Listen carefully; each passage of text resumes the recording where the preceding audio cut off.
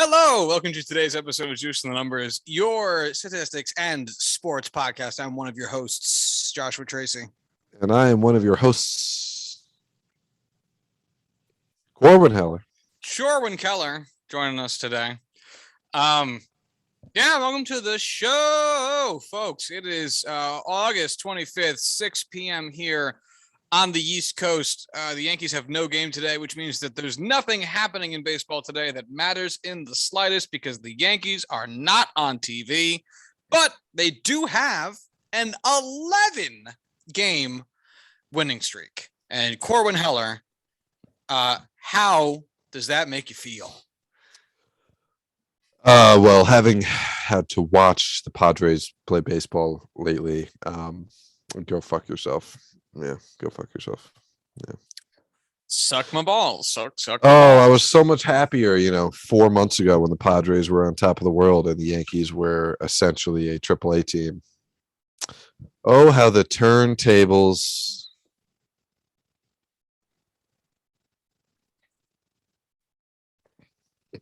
Moving on. That's it? That's the quote, man. That's the quote. Oh, how the turntables. Okay. It feels as though the Yankees and Padres have had very inverse seasons of each other. Like the Padres acquired all these players, started off super hot, looked like they were going to, burn down their division, and ended up being more of a sub 500 at times to 500 team throughout the second half of the season thus far. Whereas the Yankees started off the season as a 500 team, and then come trade deadline, acquired a bunch of players and have been burning down their division. They're now sitting just a mere 4 games back of the Rays for first in the division after at one point being 10.5 games out of the Red Sox. And now they're well past them. So it has been quite different results from especially those two teams as of late.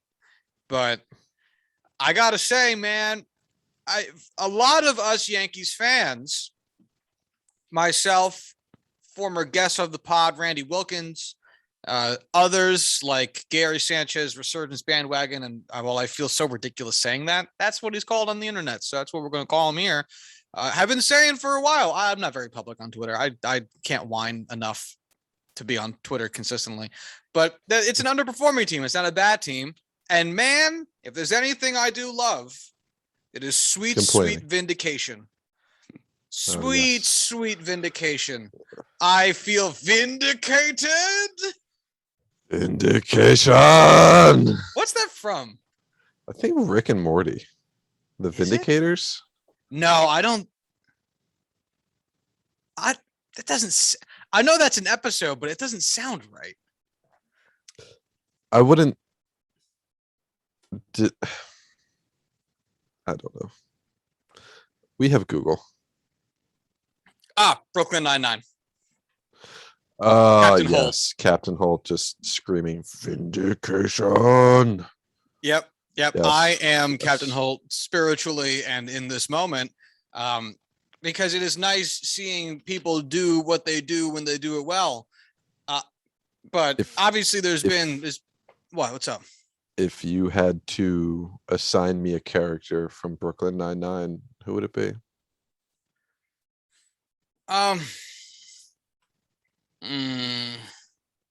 That's tough. Probably Kira Sedgwick. Who? That white lady that gets promoted ahead of Holt and that makes his life miserable. Oh, that leather-faced whore. Yes. Yeah, I think that's you. Is that his arch nemesis? I suppose he did make her look bad in front of Derek Jeter. Yes, that is who I think of. Yes. Yeah, that's probably who I'd go with. What? I found your hat. I am afraid. For a gift idea, I have decided to get Joshua the single worst hat I can find on the New Era website. I think I will stick with the Yankees. I think that would be if I got you a shitty hat of like the Padres, you would just never wear it. But if it's the Yankees, I know you would have no excuse to not wear it to a Yankee game at some point. And I don't know. I do wear I hats of want other you to wear teams. this. I You know know you what's do, and that's why I what's would so get you funny like a though? Padres hat. But like this is The only outrageous. time anyone has ever said anything to me about the team hat that I was wearing was when I was wearing a fucking Yankees hat. I routinely wear my Toronto Blue Jays cap around, my Baltimore Orioles cap around, my Kansas City Royals cap, my Arizona Diamondbacks cap. You have a I, Diamondbacks cap? I do. I love that hat. Purple with the teal logo. Love that hat. I feel like I have another. Oh, my White Sox hat. The only hat I've ever caught shit from wearing is my fucking Yankees hat. And I was walking into a store, like going over the crosswalk to like get into like, I think it was like a Walmart or some shit. And some guy in a truck stops, rolls down his window, looks over at me and shouts, "Suppose I was a Mets fan."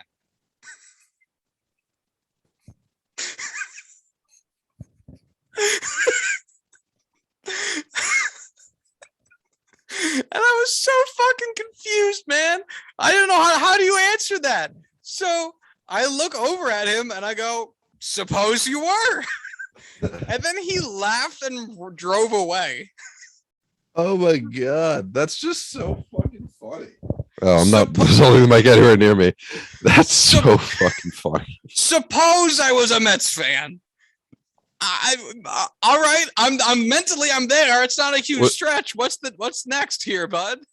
Was that like Jerry Costanza? Just George's like long lost brother?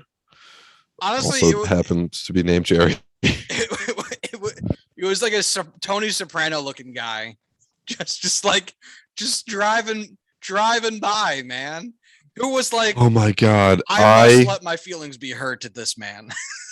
I am disgusted that there was never a remake of the movie Twins with James Gandolfini and Jason Alexander. It's not nearly as like size differential, but that would have been fantastic. A sequel to Twins. Who would have thought? Not me. No, not us. Not us, man. We never would have gotten there. But yeah, that's the only time I've caught shit for wearing an opposing team hat. It was no, not even opposing. I mean, it's one of the two home teams anyway.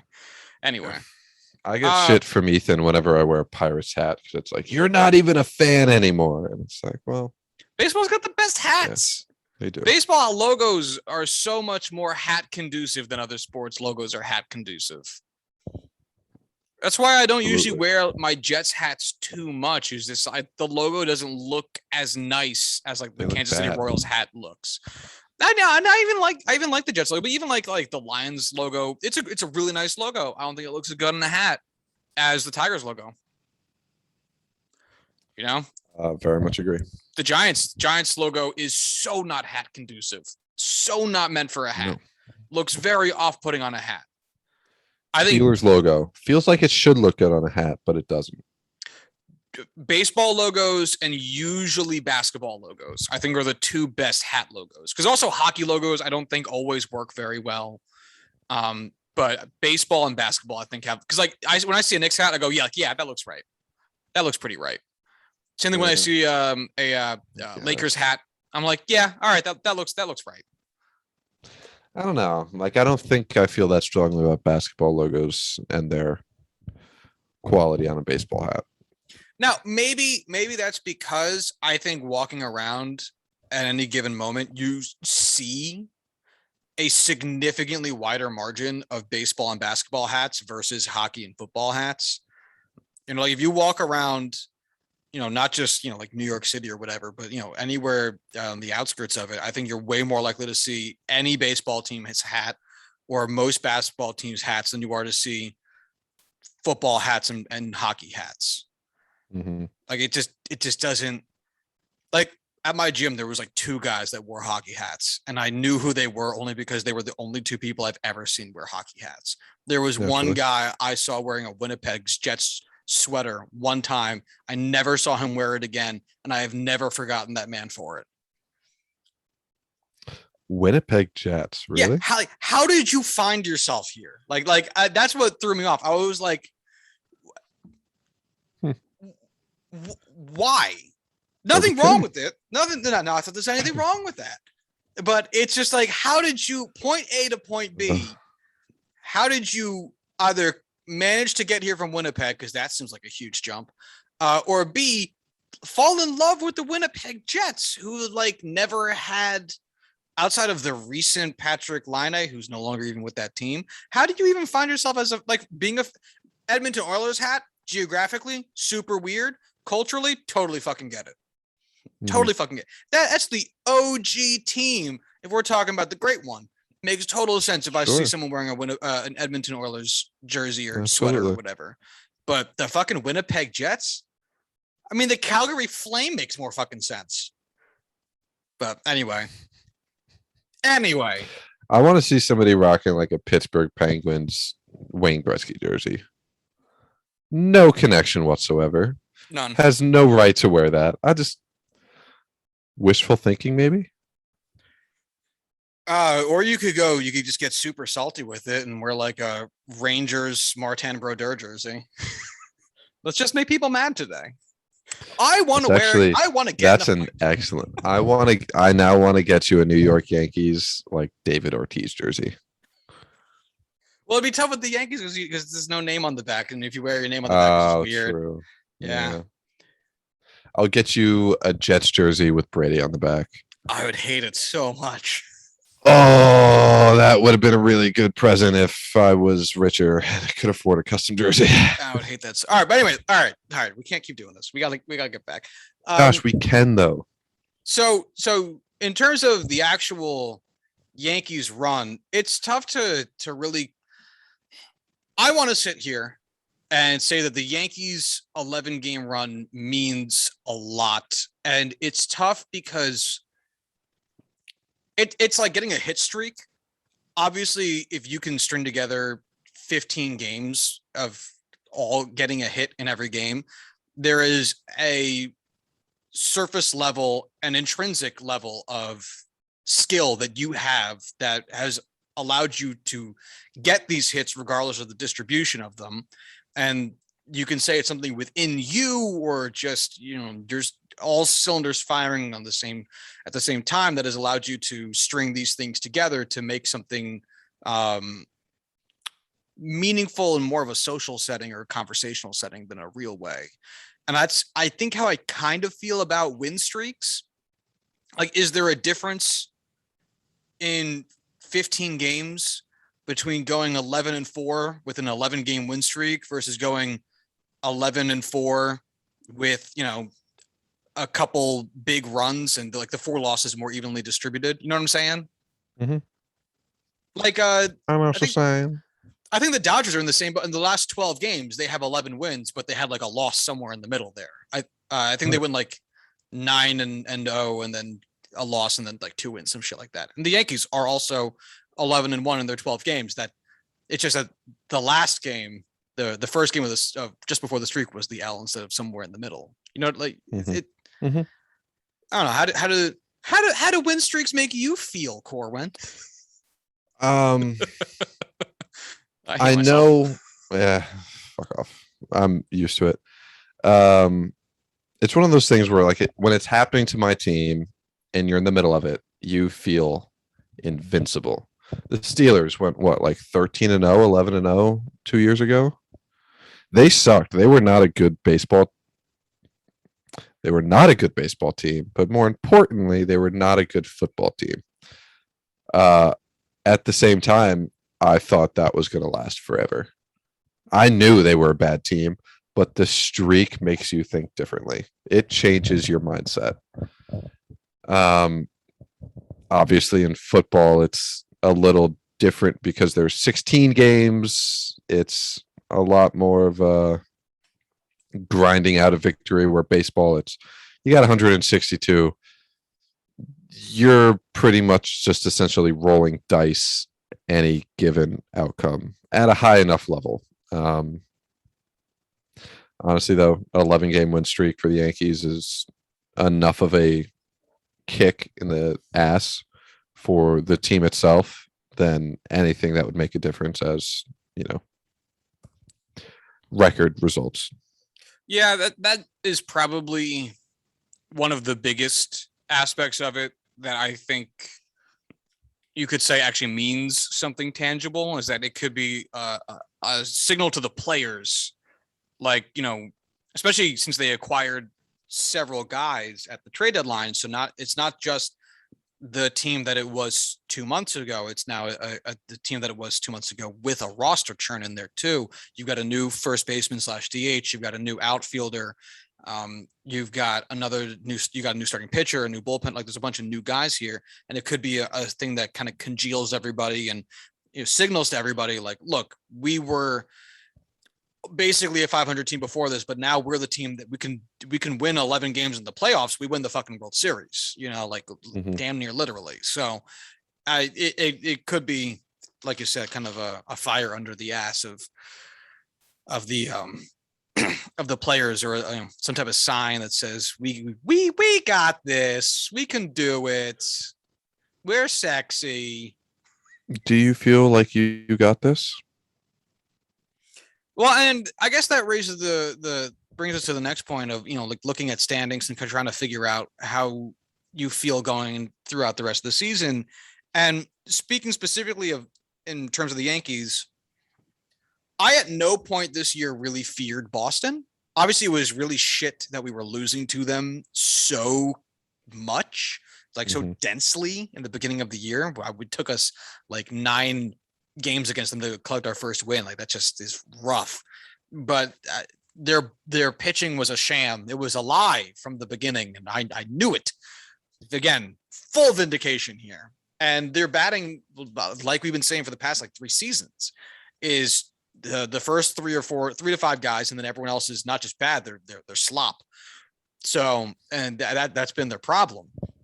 Whereas, the Yankees were a bunch of really, really solid ball players that were just underperforming, and a lot of their underperformance wasn't being picked up by somebody else the way that it had been in years past. So I do not fear Boston. I would honestly, at this point, if you told me Boston missed the playoffs to the Mariners, I don't think I'd be surprised, which is a wild sentence, especially considering the history of the Mariners, the recent history of the Red Sox, and where we were as a society like 2 months ago. But if you told me, Josh, we've peeked into the future, it's super sexy. It's the second time I said sexy in the last 5 minutes. And the Mariners are going to beat out the Red Sox for a playoff berth, I would go, yeah, that sounds right. Granted, actually, shit, I was gonna say the Mariners are like 6 games back. No, they are not. They are 3 games back of the Red Sox. They're 1 game behind Oakland. I want them to make the playoffs so fucking bad. Granted, they would probably end up facing the Yankees in the wild card game at this point in time, so I'd obviously be rooting against them for that. But fuck, that'd be so much fun. Oh, America's team. I want that so bad. America's team. So bad. But yeah, I mean, Toronto knocking on the door a little bit less, 5.5 games back. Not that that's insurmountable, but it just, there's 2 other teams ahead of them, and that's a lot. But Oakland, 2 games back of the Sox. Seattle, 3 games back of the Sox. Seattle rolling right now, 7-3 in their last 10. Fuck. Whereas Oakland is 2-8. God damn. So some real fucking signs of life. So anyway, all that to say, I do not fear the Red Sox. I think though at this point, the Blue Jays probably just have too much ground to make up. They're 9 games back of the second wild card spot. That they're not. That puts them 11.5 games back of us, I guess. It's unrealistic. Don't worry about it. The Rays, that's the real question. And with how hot the Yankees have been, winning 11 of their last 11, they still have only gained, I think it's like 2.5 games on the Rays, and that is not a lot over the course of an 11-game win streak. And that's because the Rays are fucking rolling right now. And at this point, it is a little bit living and dying by every loss. this is the point in the season where the type of reactions that your least favorite baseball fan has in like April becomes your normal reaction when you play every day. Because at this point, granted, there's still over a month left and has so much time, but it's going to, you only have so many wins left to make up ground, and you only have so many losses that you can take before you start to see your ability to make up that ground disappear because you lost a weird early September game to like Texas that you just shouldn't have lost, and it got away from you somehow. And now that and the Rays won that day, and fuck, man, now it's not 4 games back, it's 5, that type of shit. But I would think on paper this Yankees team is still a fuck ton better than that fucking Rays team. I think you're muted. I am. I think the talent has always been there for the Yankees. I mean, it's the same talent that we kind of saw coming into the season. It's really always been just man, y'all have been underperforming mightily. And your pitching has been very hurt, and obviously that plays a big part of it. It's not just mojo, it's also health. Who would have thought? But now that you guys are playing better and coming back, getting healthier, the big thing for me is just the fact that you've shown yourself that you're capable of going on this kind of streak. You're capable of winning games, beating good teams. You have that mojo. You have that confidence. There's really all you need right there to put yourself on a run. And I know the talent on the field for the Yankees can beat the Red Sox. I know the talent on the field can beat the Rays, can beat the Blue Jays, can beat any of the wild card teams. It's just, do they have that mojo, that X factor, that confidence to go out and actually do it? And up until now, the answer was a resounding no. Now it's I think they could. I think they could. Yeah, and it's also showing in other overall team performance. We look at since the beginning of August, and I'm using August 1 because that is our really first week post trade deadline ish. I can use as an example or use for this purpose. Anyway, I'm kind of mumbling while I do other things. The Yankees have the 3rd best team ERA in all of baseball and the best team ERA in the American League, with Yankees pitching having amassed 4 wins above replacement in just the month of August so far, with a couple of games still left to go, only behind the Dodgers with the best ERA in baseball in that time span, 2.27. Granted, they've played the Mets a whole bunch, but still. And same thing actually with the Giants. 2.78 team ERA, a 0.01 point ERA better than the Yankees.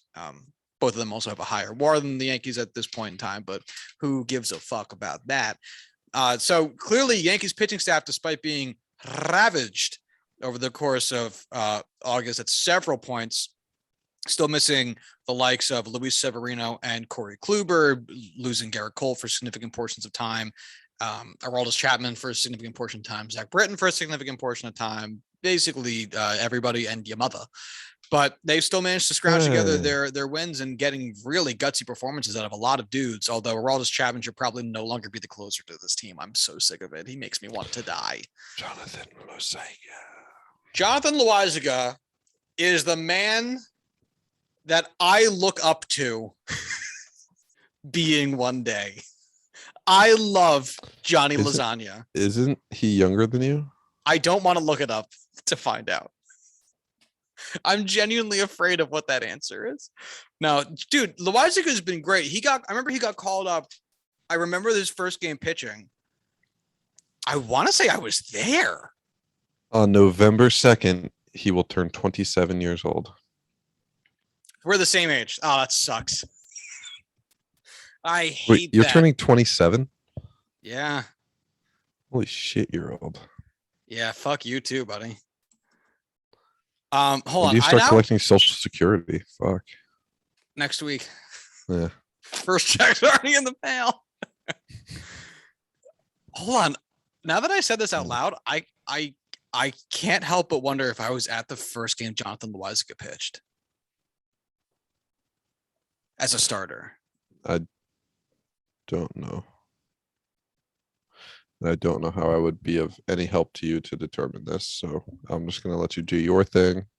I'm just going to sit here with a talk. So his first game was on June 15th against the Rays. And he got the win. I want to say I was there. I don't remember. Fuck, I don't. Because I was at that Rays series for one of those games.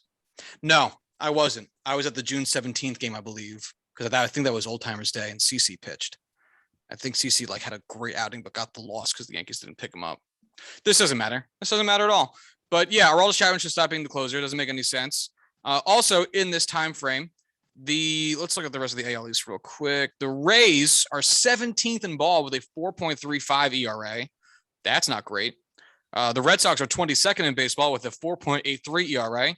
Oh, hey, look who they're tied with. The Padres, also 21st in baseball. The Padres pitching staff has a worse ERA in the month of August than the fucking Mets.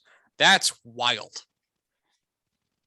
The Padres have a worse pitching ERA, team pitching ERA in the month of August than the Texas Rangers. Worse ERA than the Kansas City Royals. A worse ERA than the Detroit Tigers. A worse ERA than the Los Angeles Angels of Anaheim. How do they do it? I was very hopeful when we signed Jake Arrieta off waivers because I thought to myself, this man is actually going to help our starting rotation. Don't know why you would have thought that. No, Josh, it still holds true. If he was healthy, he would still be helping our rotation. It's a disaster. The biggest move. The bad man is gone. The biggest move is really firing Larry Rothschild. Yeah. Who seems like a very nice man, but he should probably retire. There were some people on Twitter and on Reddit basically saying, oh, yeah, but Rothschild didn't, he didn't injure all of those pitchers. And, oh, you guys were doing fine before the All-Star break. Oh, you going to take all the credit away from him for that? And it's like, yeah, those guys came into the season healthy and were pitching all really well. And then the longer into the season you get, the longer you have spending time with that pitching coach, and the longer his decisions affect the long-term impact of your game. And so it nose bombed, dive bombed. Fuck. Yeah. Also, part of the whole analytics that people don't like is using very complex cameras to show pitchers what they're doing and to help them refine their delivery on certain pitches or overall to help them avoid injuries. It's a huge part of modern day pitch coaching, is using that type of data and information and technology to help pitchers not get hurt. But anyway, that's not Larry's game. That's not Larry's game. So that's that. Oh, also Baltimore has the worst ERA in all of baseball in the month of August. Would you like to guess what it is? No. It's 8.09. As a team, not like a guy went out there and just sucked it up for the month of August. 8.09 as a team. How?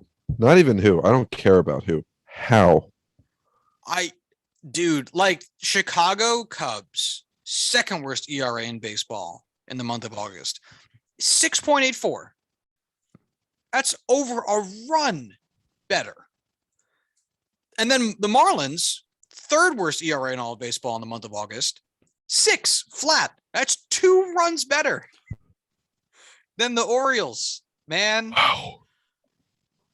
I know there's been a lot of talk on Twitter about someone needs to fucking stop the Orioles from continuing this goddamn bullshit.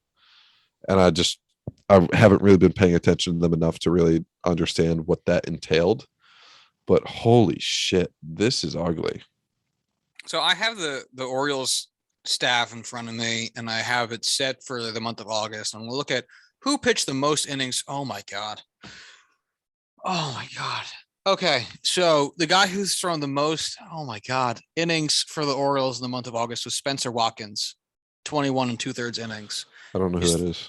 He's a young guy. It's his first. I think it's his first season up in the majors. He just got called up a handful of months ago. Okay. He has the most innings pitched for the Orioles, and I know that you have to let these guys kind of ride it out for a little bit while they get used to being up in the majors. But you know what his ERA is? Most innings pitched for the Orioles this month. His ERA is 10.8. 10.8. You want that number to be high, right? He has the most innings pitched on the team. Oh my god. Second is John Means. His ERA is 6.52 in the month. And then Matt Harvey's got the third most innings pitched on the team. His ERA is 6.63. Dude, so out of the top 5 pitchers for innings pitched in the month of August for the Orioles, their ERAs are 10.8, 6.52, 6.63, 6.87, and 7.04. Then you get Marcus Dipplin, who's quietly having an amazing month with his ERA of 0.73. And then it goes right back into being a disaster with Cesar Valdez at 7.27. Oof. Oh my God. I want you to guess. I know that we do this all the time and that doesn't mean anything, but it's just for entertainment. But I need you to guess what Adam Plutko's ERA is for the month of August. Granted, 4 1/3 innings. I know, but still.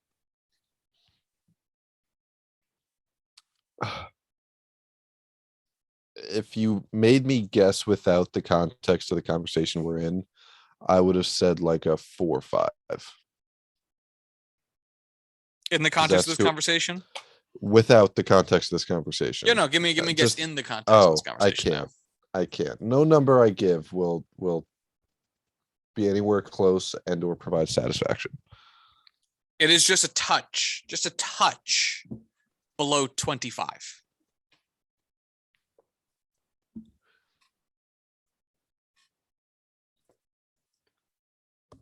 I know there's a lot of dead air there, but I just don't have the words to fill it. I mean, because that's just an astonishing number to have to hear. Yeah. Oh, yeah. That just does not make any sort of sense. And let's see if I can find something that looks like his pitching line here. Yeah. So he's, oh my God, he's faced 25 batters. He has allowed 12 earned runs on 9 hits and 4 walks. 4 home runs, no hit batters, 5 strikeouts. Holy fuck. Dude. So he has faced, so he's faced 25 batters. That's fucking nuts, first of all. In 4 2/3 innings, so let's divide that by 4.67. That means he's faced 5 batters per inning. Oh, man, that's not great. It's not awful, but it's not great. But wow.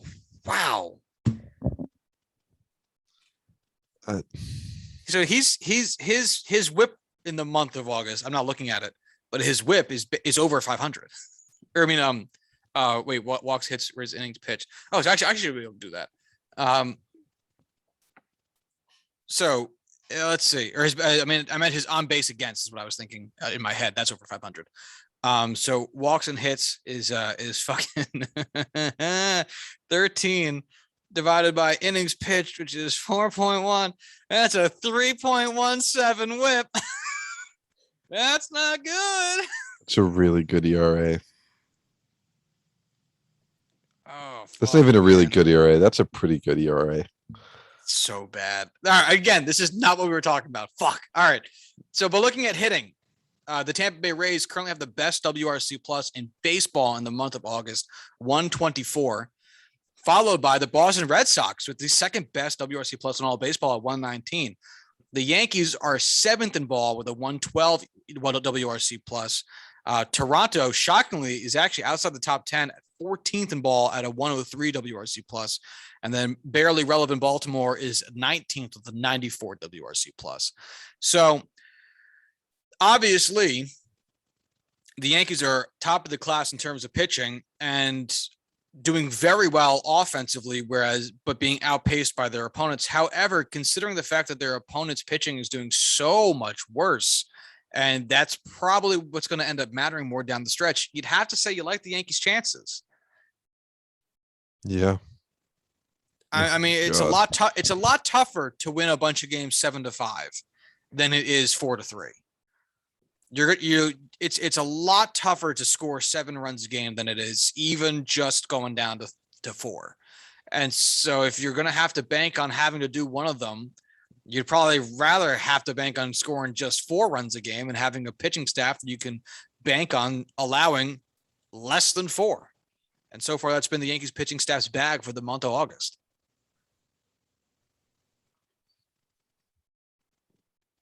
Well, I can't. And this is why I just can't get behind expansion conversations. Because why would you want to bring more pitchers into the fold? More worse pitchers into the fold? Why? It's so hard already. Because I rap about philosophy and me and my nana drinking a cup of tea. We cannot rhetorically ask the question why on this podcast without that quote coming out. No, it's led down a rabbit hole every single time.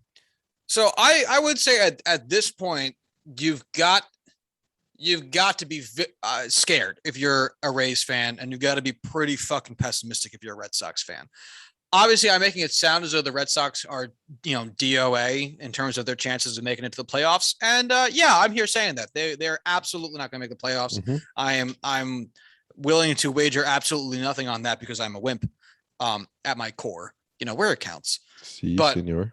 But yeah, I would hang my hat that they're probably more likely to get caught by the other teams that play a lot worse competition. Because if you're thinking about just from who you have left to play in your division type of way, I mean, the AL fucking West, goddamn, if you're the Mariners, you get to play the Rangers and try to split your games against the A's and vice versa for those two organizations.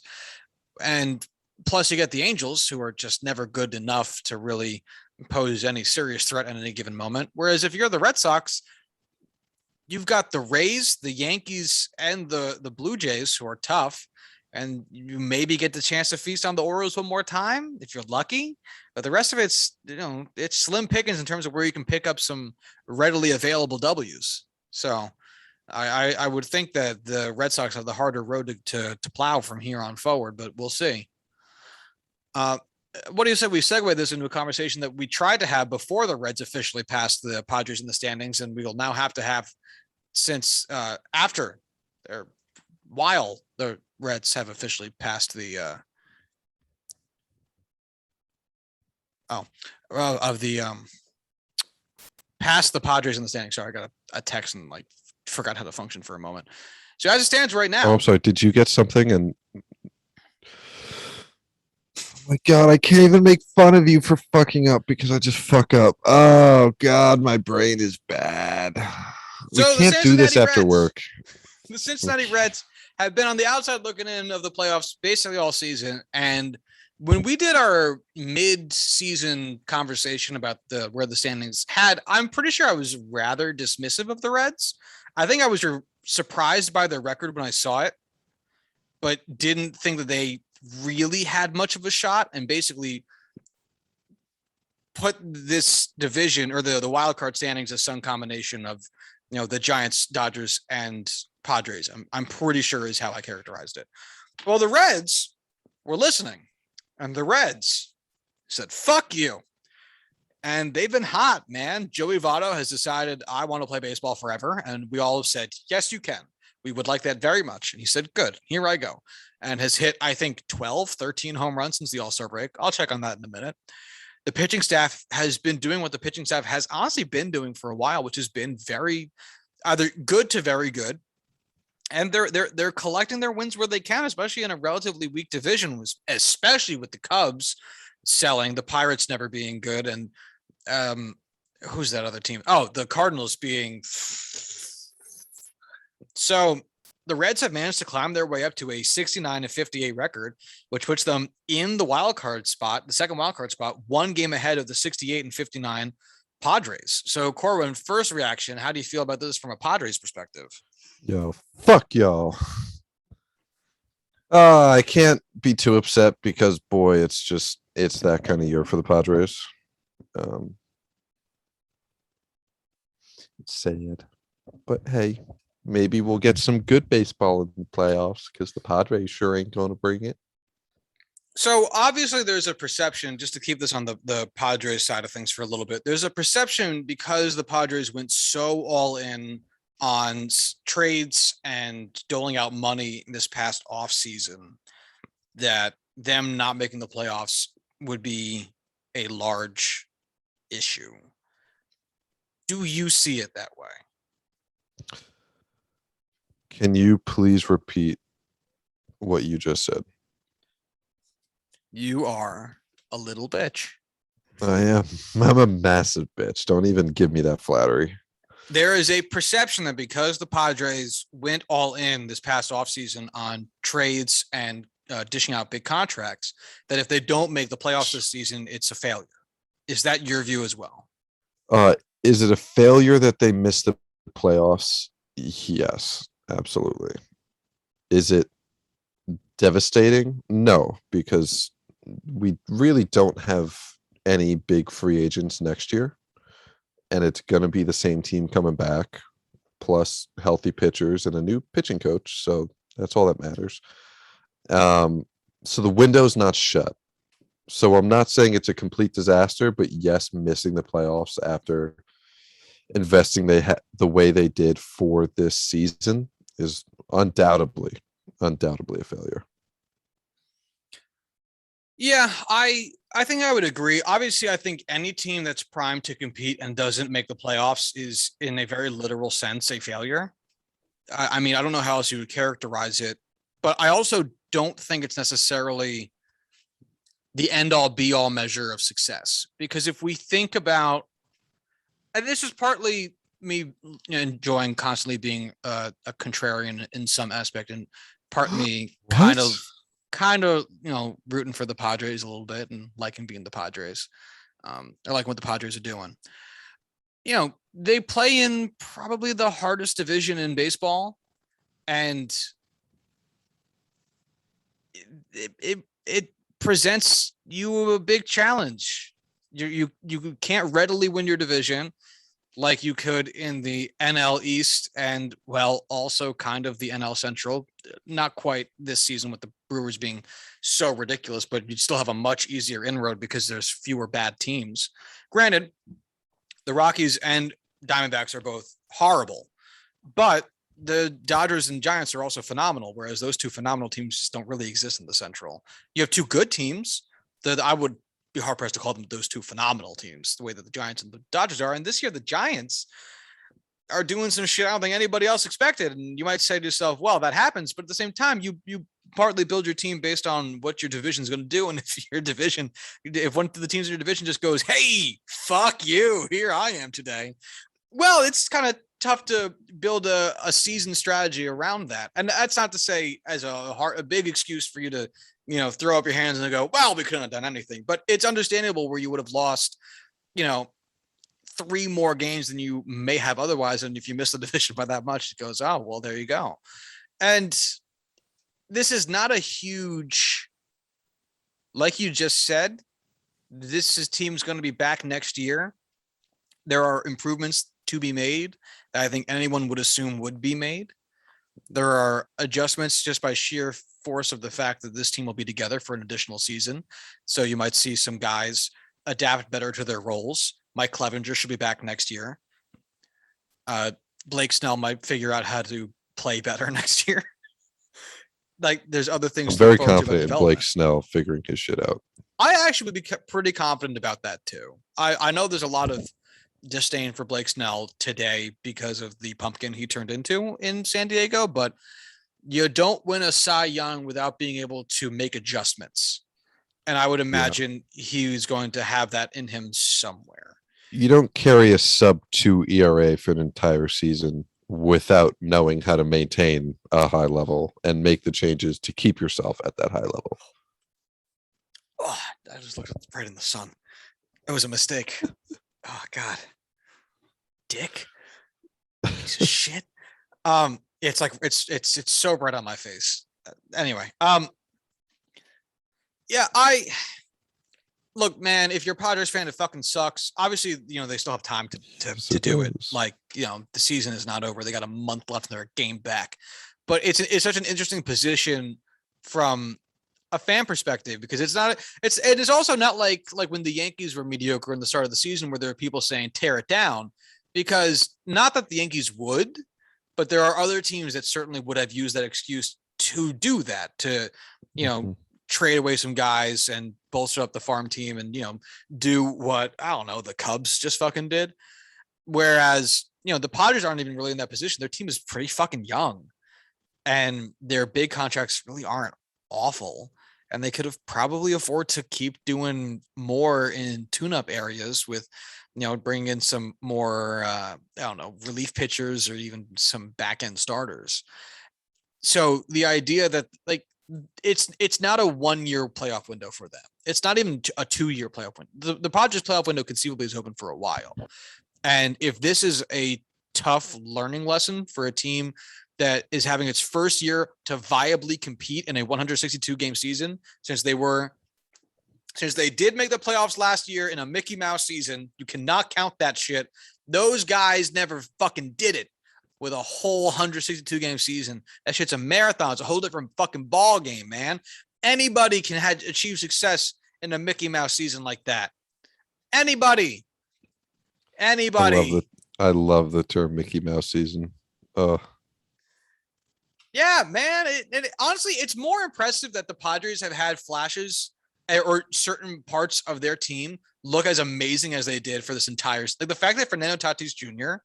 didn't have a step back the way like Vlad Guerrero did his sophomore year is such a fucking win for the Padres. Like, oh my God, it's such a win. And there's so much positive for the season. I think you still got to feel good about next year, but I mean, we're coming into next season with the NL MVP in Fernando Tatis. And as much as the pitching has just completely cratered this year, you're still going to have Yu Darvish, Blake Snell, Joe Musgrove, Mike Clevenger, Dinelson Lamet. We still have Dinelson. Mackenzie Gore. Yeah. We're going to have Ryan Weathers hopefully figuring his shit out after some time away from our boy, the pitching coach. It'll get there. I'm very, very confident for next year. If you had to pick one of the upcoming free agent starting pitchers to sign, I'm going to look up to give you an actual list. Please do, because I don't know them. Yeah, I was going to, because who would you pick? Because it obviously, and I feel like I say obviously to lead into a lot of thoughts, but oh well. Obviously, you would say, well, if everyone's healthy, we have a lot of starting pitching, so maybe we don't need more starting pitching. But not the case, as we've proven year after year. And I was gonna say, I think that's what most teams who are trying to compete also prove year after year. Look what's happening to the Mets, to the Yankees, to the Dodgers, to the Padres. Remember when the Dodgers had the deepest pitching staff in all of baseball? Oh, right. And then everyone they hang out with got hurt. Yeah, I remember. Just a big old group of me and the boys all getting Tommy John. All right, here we go. Starting pitchers up for grabs in 2022. Zach Greinke. Ooh, wow. Justin Verlander, Clayton Kershaw, Max Scherzer, and a bunch of guys that aren't hitting free agency for real. Johnny Cueto, 36. Marcus Stroman, really? Okay. Kevin Gausman, Charlie Morton. You say Kikuchi, but this looks like he's probably just a restricted free agent. So that's probably not gonna. He's probably not gonna actually hit free agency. Alex Cobb, Danny Duffy, Corey Kluber, Drew Smiley, Michael Pineda, Noah Syndergaard. And again, I'm not confident that happens. Zach Davies, James Paxton, Dylan Bundy, Eduardo Rodriguez, Robbie Ray. Oh, yeah, he's going to get paid. Scott Kazmir, Jose Quintana, Jay Happ, Adam Wainwright, Jordan Lyles, Andrew Heaney, Chris Archer, John Gray, Anthony DeScalfani, Stephen Mass. Yeah, get me fucking Chris Archer back on my team. Miss that guy. Yeah, I mean, the list is just going to get worse from here on. Carlos Rodon? Yeah, I doubt he hits free agency either. I don't know. Do any of the names I read off sound appealing? Yes and no. I mean, like, yeah, I'd love to have Max Scherzer on the Padres, but yeah. We also have to look at the cost of what it's going to take to acquire any of them. Well, these are free agents, so just money. Right, but the Padres don't really have a ton of money.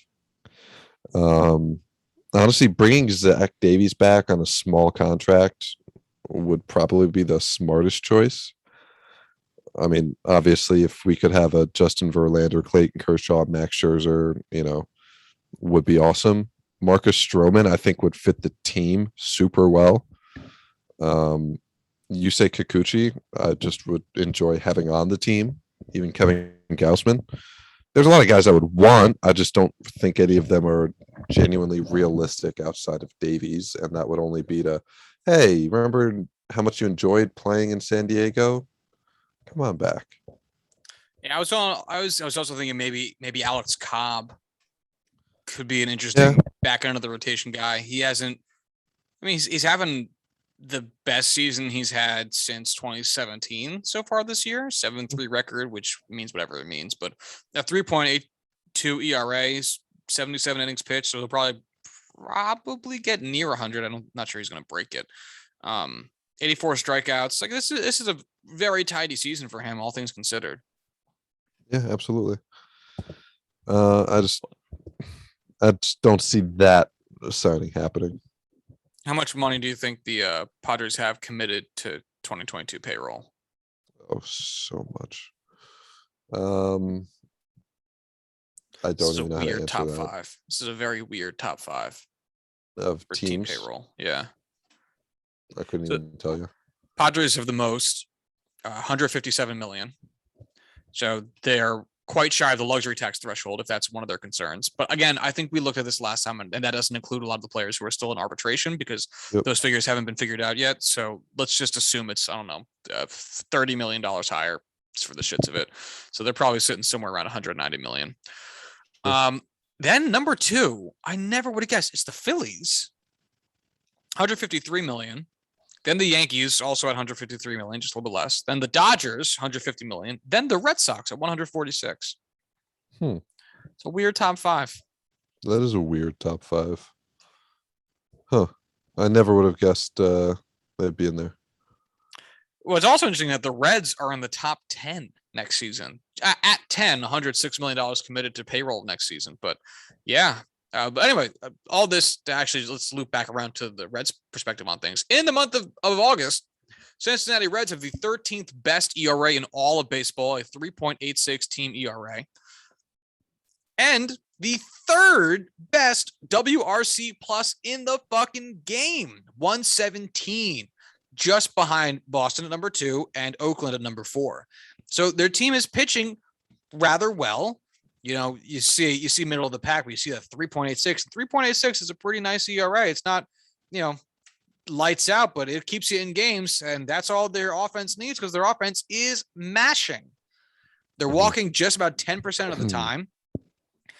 And they're slugging 494 in the month. That is the highest in all of baseball.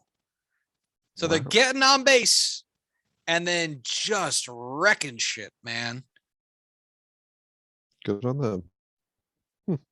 Right? Oh, you love to Yeah. see it, especially in that bandbox. I don't even care what team it is. If it's really just honest to God good baseball, what more can you want? And you know what else is interesting? They are the only team in the top 5 for WRC plus in the month of August to also post a positive defensive rating. I don't know what it just is offense and defense here. I'm not sure if that means DWAR or it doesn't look like it because that offense is 26.3. I think it might be runs created or runs prevented. Theirs are the only one that's positive. Defensive runs saved is what I'm going to assume that is. Huh. Defensive runs avoided, some shit like that. 4.1. Rays are at negative 2.3. Boston's at negative 3.8. Oakland's at negative 1.6. Houston's only at negative 0.5, very narrowly negative. But I mean, Cincinnati's playing some tight ass defense too. I mean, their team's shaping up real nice for a playoff push. How do you think if the Reds actually made it to the postseason? You know, they'd make it in as the 5th seed. I don't remember how many teams there were in the division. They're in the playoffs, which means that they would. Well, actually, I guess first they'd have to play their 1-game playoff against the Dodgers. Who do you think wins that That'd game? go well. The Dodgers. I mean, yeah, Sonny Walker Gray, Buehler's just having a fucking ridiculous season. Yeah, I mean, who are you going to throw out against him? Sonny Gray, Wade Miley, honestly, probably. Luis Castillo. Like, could you imagine? Could you imagine the uproar if Wade Miley outdueled Walker Buehler in a wild card game? That was way too many W's. Someone needs to change their name. But dude, could you? What would your honest to God reaction be if Wade Miley threw like a complete game against the Dodgers with Buehler going like only 6?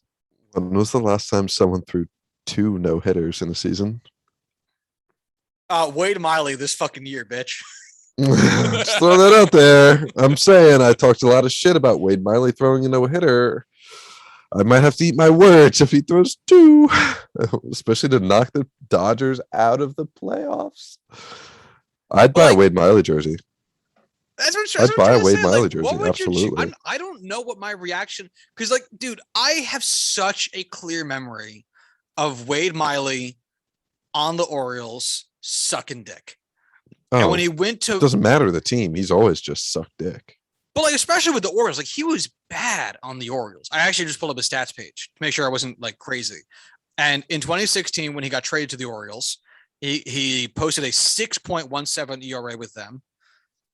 Awful. And then the next year was his only full season with the Orioles, and he posted a 5.61 ERA with them, which is also awful. Then he goes to Milwaukee, cuts that ERA fucking in half, 2.57, goes to Houston, keeps it rolling, higher ERA, 3.98. That's still pretty fucking tidy. Has a rough season because he only had 2 games, four games. Yeah, he actually started in Cincinnati his first season there. I think he was hurt most of the season. Only 14 innings, 4 games, a 5.65 ERA. And then comes out the gate this year, 2.88 ERA. He has been, ever since he left Baltimore, he's been like, yeah, I knew how to pitch the whole time. I just didn't want to be there. Also, I totally forgot he was in Houston. Yeah, me too. But man, if Wade Miley completely ass fucked the Dodgers out of the playoffs, well, not only would that be just amazing, but I think you'd also have to like the Reds' chances. Because if you look at the other teams they have, after that, they would end up probably playing San Francisco after that because they'd be the 1 seed, and Atlanta would play Milwaukee. So who cares what happens with that? Probably a Milwaukee win. And if, it'd be a tough road. Obviously, San Francisco is a really, really good team. But, I mean, you're a good slugging team. Got halfway decent pitching. I don't know. I mean, they might have an inroad. I might just be convincing myself of it. But I want it to happen now. Oh, God, Reds. Let's go. Let's get Votto that ring this season, man. Let's get Votto that fucking ring this season. I'm jacked up on it. If the Padres miss the playoffs or get knocked out of the playoffs, I'll go Reds. I'll go Reds hardcore, unless the Mariners make it. You can root for both they'd be AL my and team. L. Yeah, touche. Hell yes. Could you imagine with all that's happened this year with the big market teams, if the World Series ended up being Mariners Reds? I want it so And bad. we come to you live from Cincinnati, Ohio, at the World Series.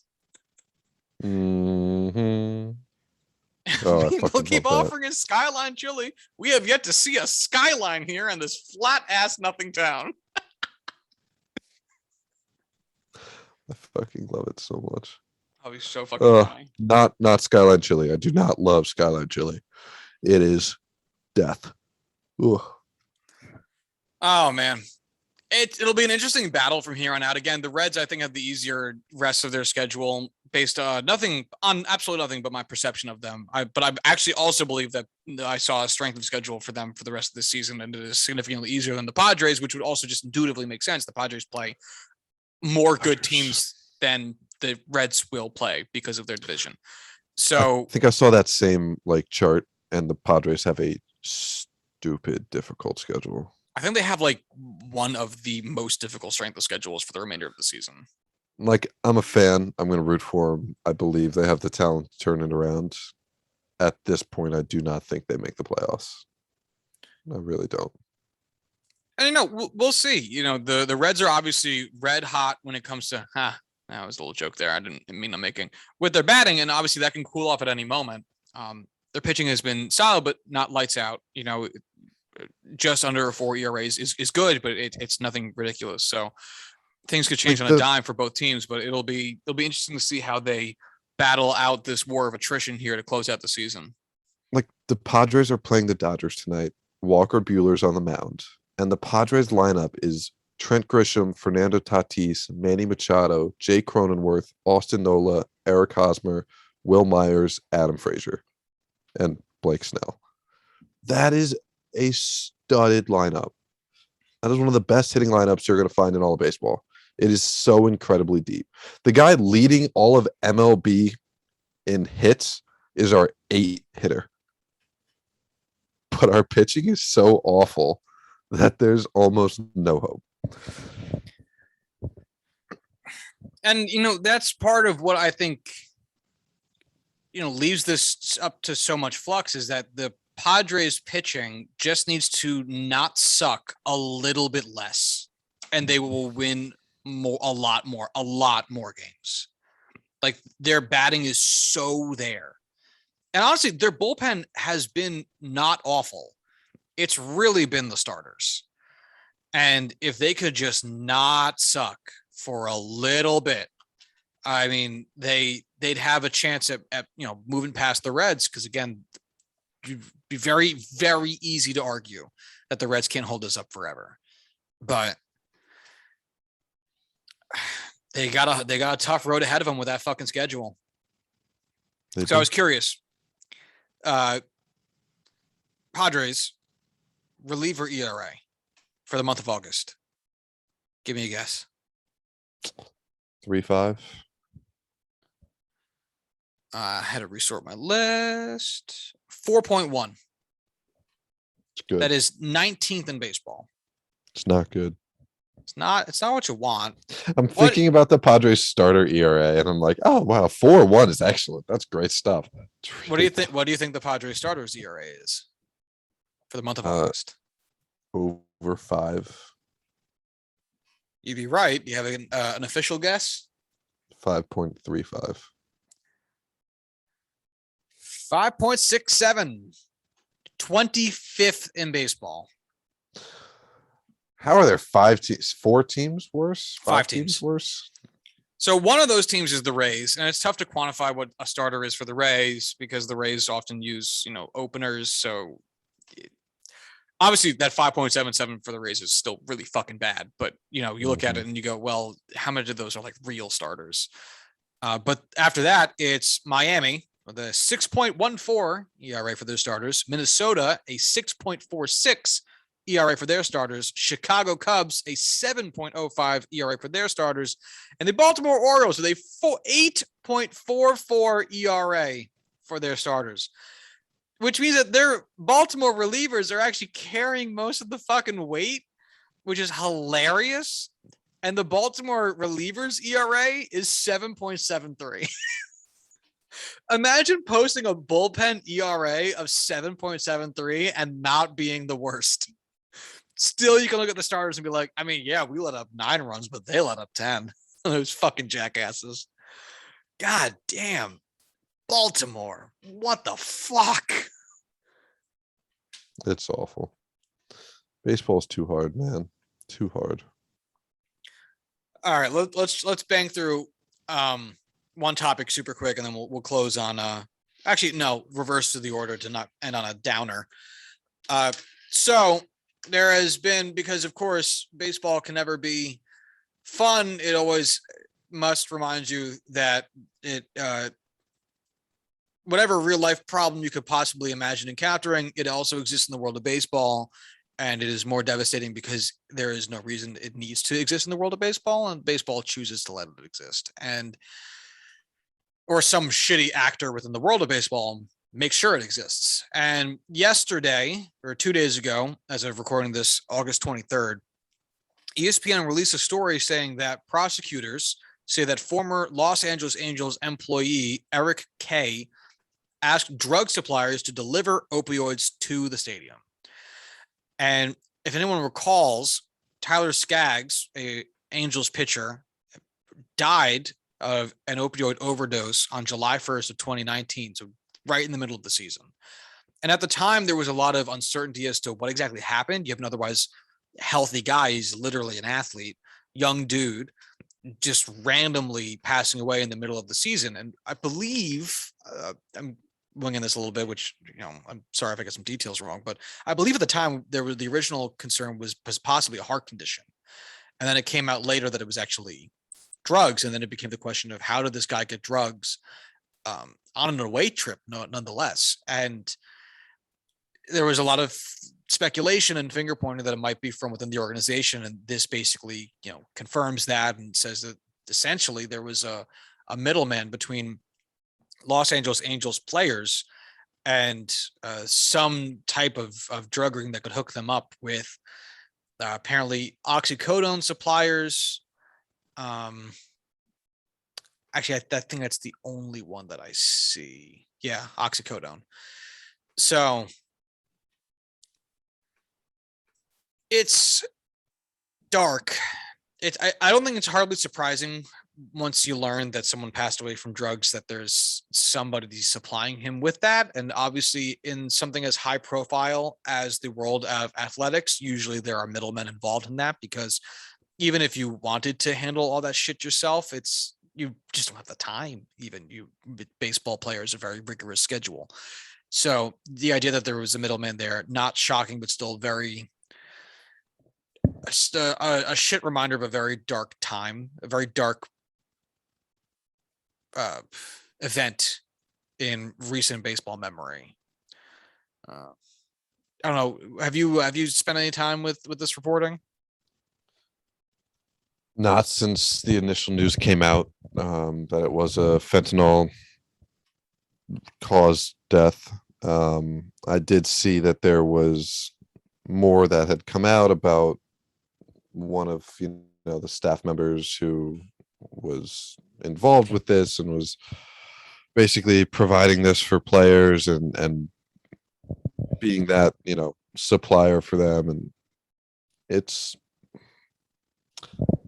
tough. Like, what's a constructive thing I could even say? Could either of us even say? Like, we could talk about the details, we could give you the news, but at the end of the day, like, what can we say to constructively add to this conversation?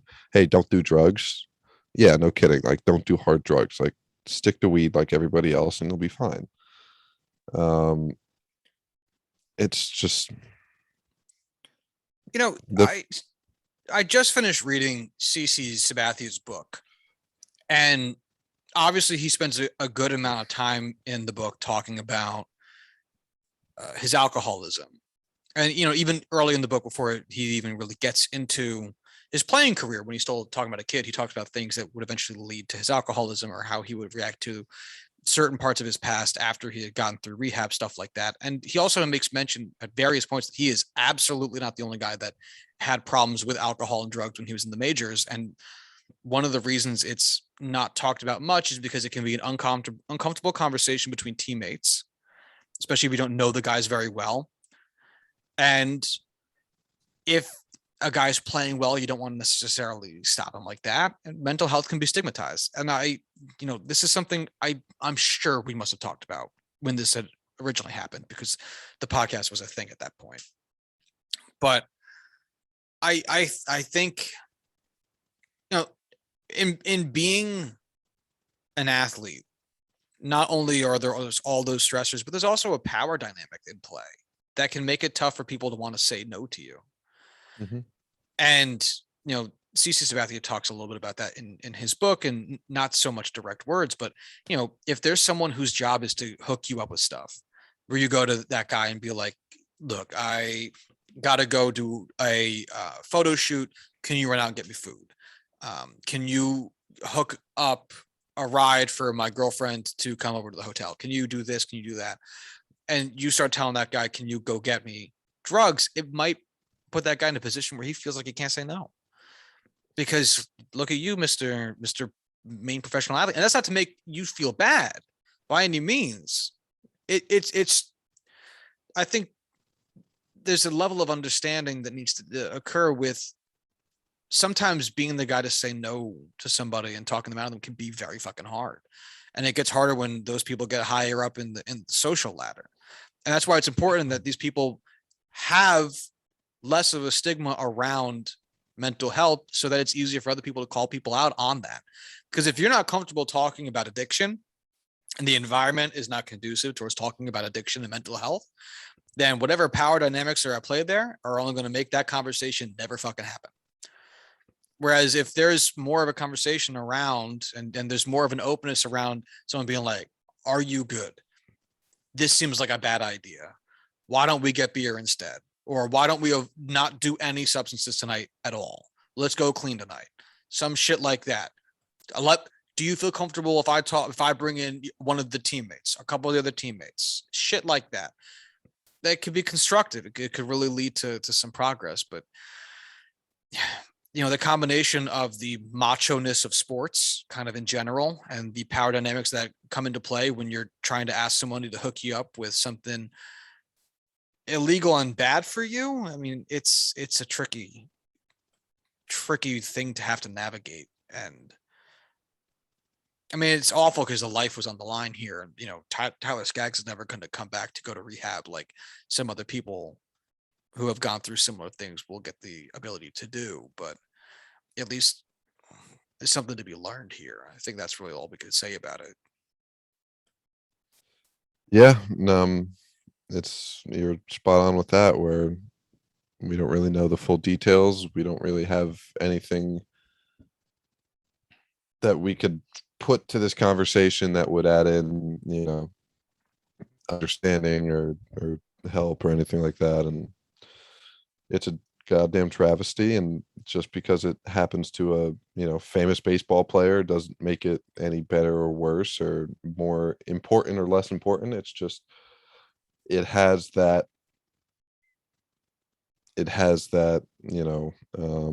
Wait. not even weight, because it's still a human life. It's weighted the same. It just has that notoriety. But Okay. people talk about it. Like, people are talking about this Headline months appeal. and headline appeal. There you go. Yeah, that feels right. And it's just, it's one of those things where I don't want to value Tyler Skaggs' life more than anyone else who's gone through the same thing, but it's a lot easier to kind of rally around him as a role model, as the name that someone all over the country would recognize. That's all I got to say. Down with Big Pharma, man. Down with Big Pharma. Fuck them. Yeah. Put them motherfuckers in jail, man. Eminent domain, all of Big Pharma. Yeah, why not? Yeah. All right, let's close out on a more lighthearted topic here. Sure. Yadi Molina has signed an additional contract, another 1-year deal. I think it was about $10 million. I'm not looking that shit up. I don't give a fuck. For the 2022 season, it was debated a bit seemingly within the Cardinals front office if he was going to be offered a contract to come play in 2021. He ultimately was.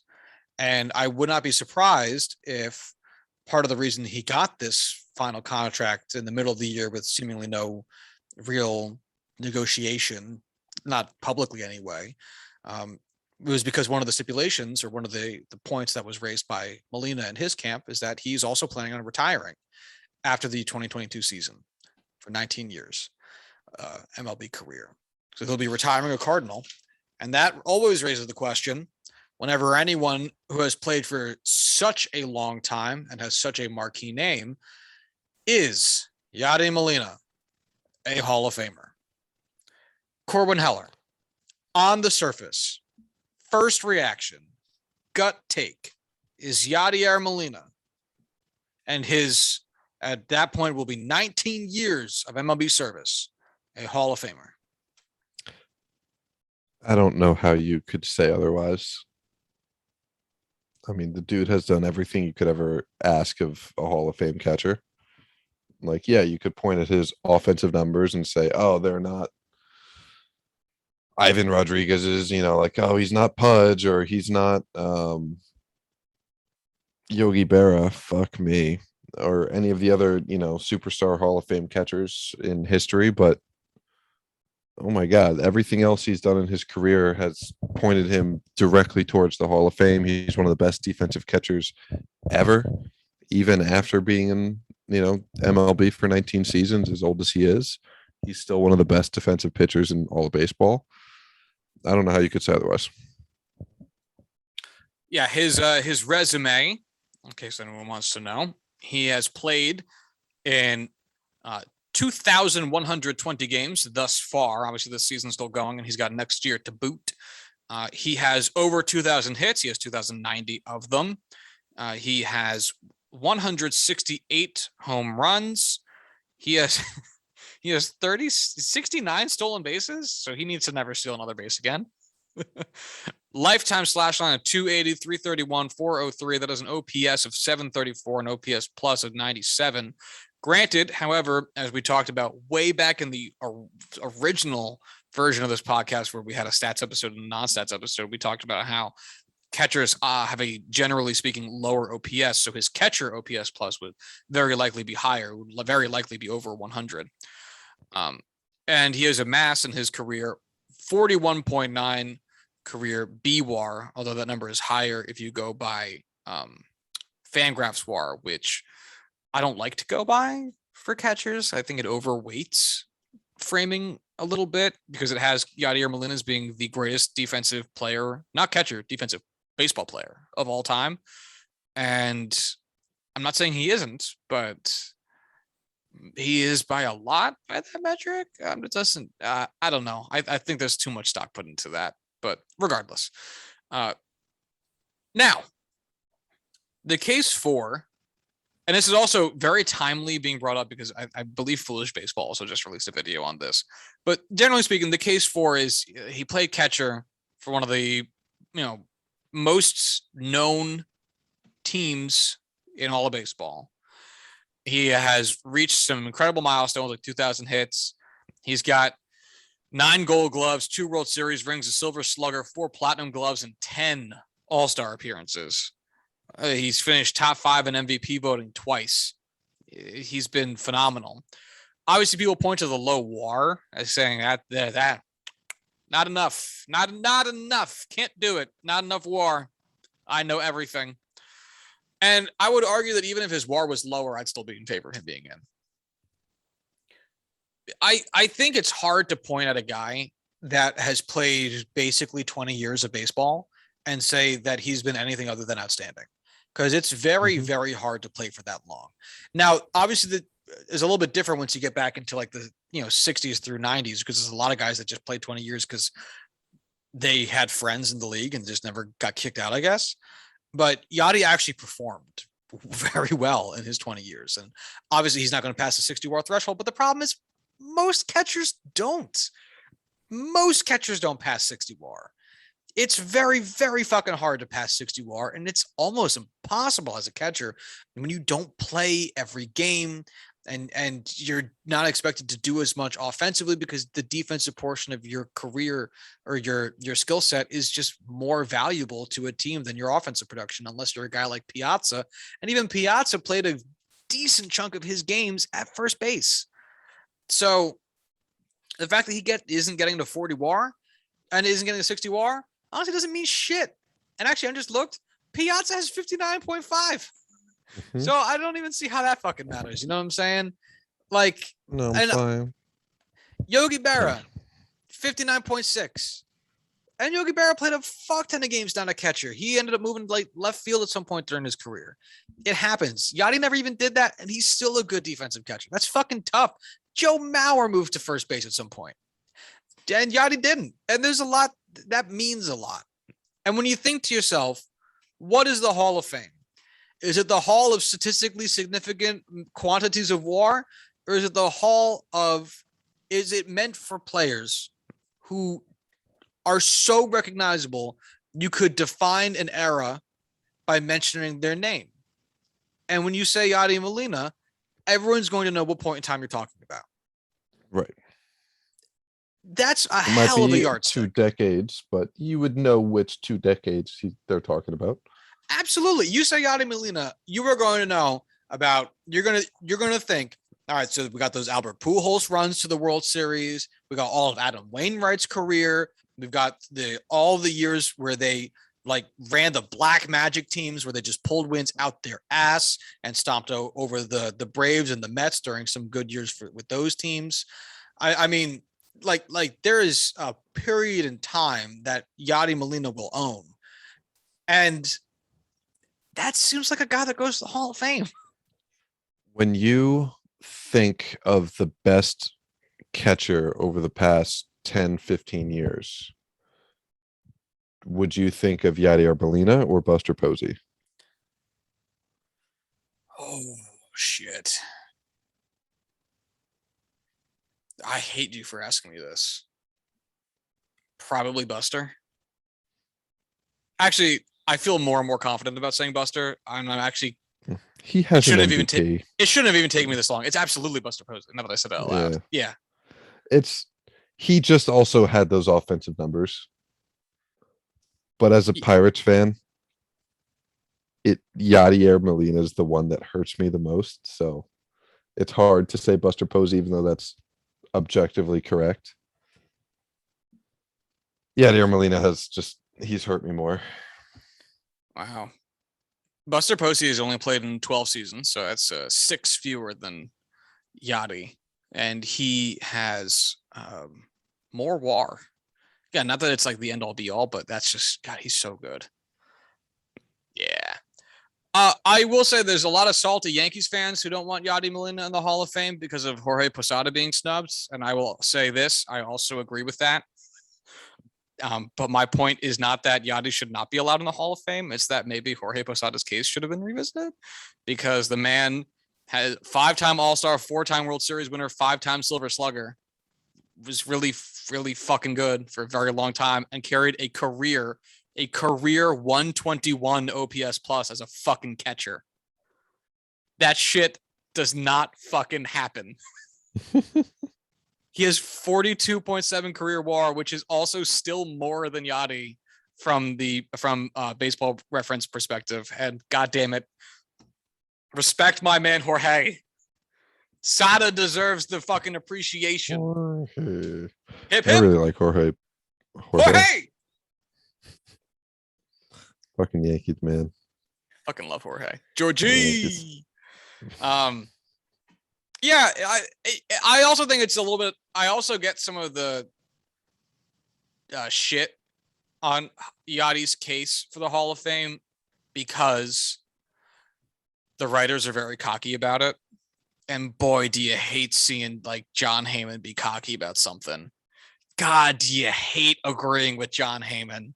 And so part of that pushback to is he really though, I think might just be some people's guttural reaction to like Bob Nightingale, Buster Olney. And it's like, yeah, I do get that though.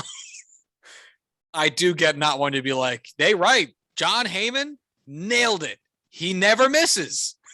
I get not wanting to be like, agreeing with that guy or all those guys. A lot of those guys suck dick and butt.